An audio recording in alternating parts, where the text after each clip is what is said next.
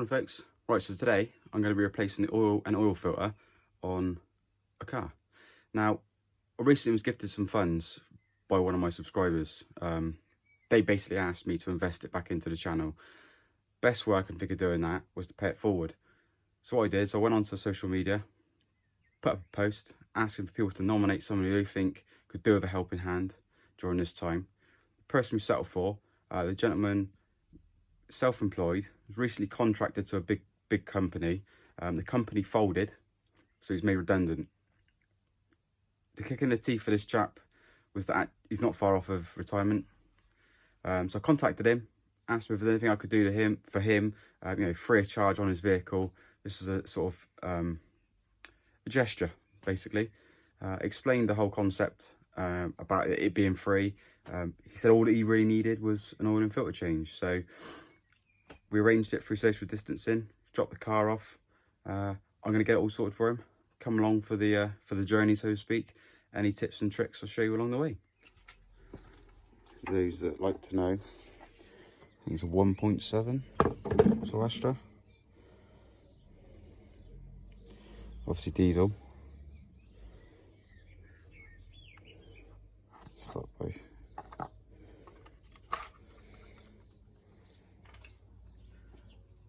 always check the fluids.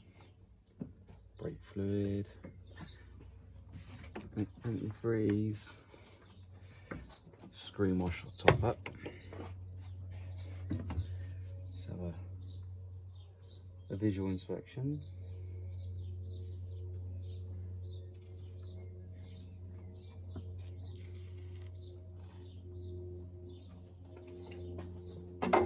Auxiliary belt.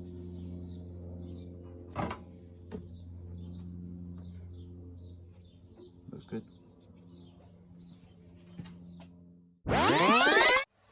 So, sump plugs there, 15mm, and the oil filter's there, which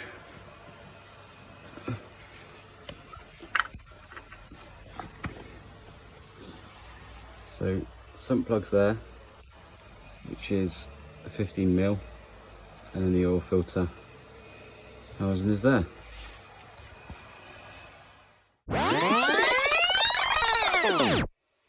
Right, so I got the sump plug out.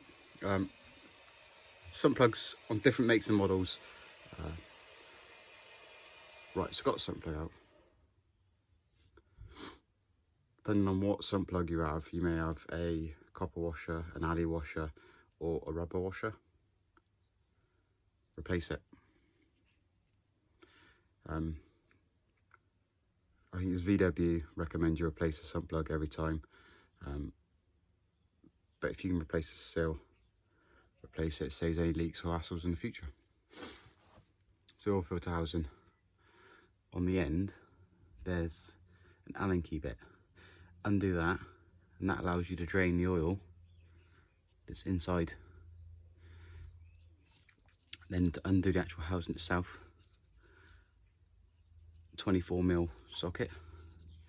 You want to replace this O-ring.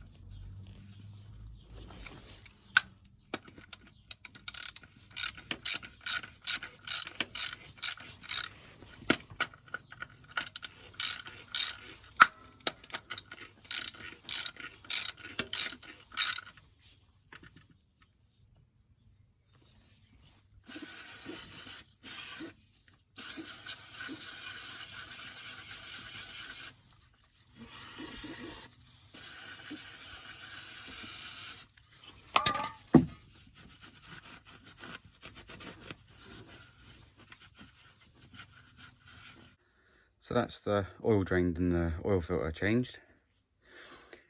Got to top it up, check all the brakes, check all the tyre tread depths, check the tyre pressures.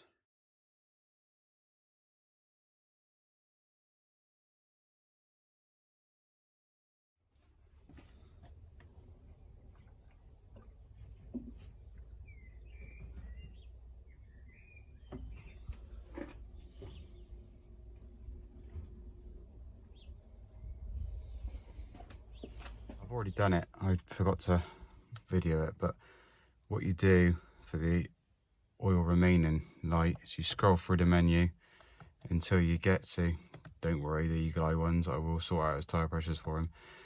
Get to oil remaining and just hold the button and it will reset itself. Once you've changed the oil and you've topped it up, just turn ignition on, start the vehicle, let it run, wait for the engine oil light to go out. It's gone out. It's ticking over nicely, no low warning pressures or anything like that. Recheck the oil level.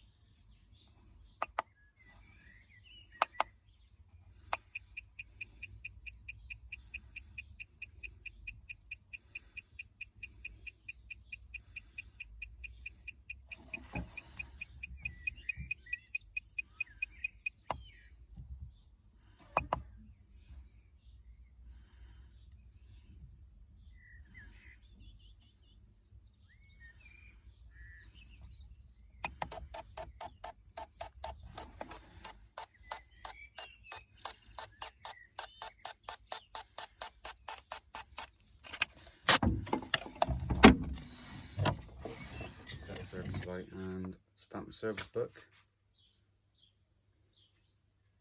Job done.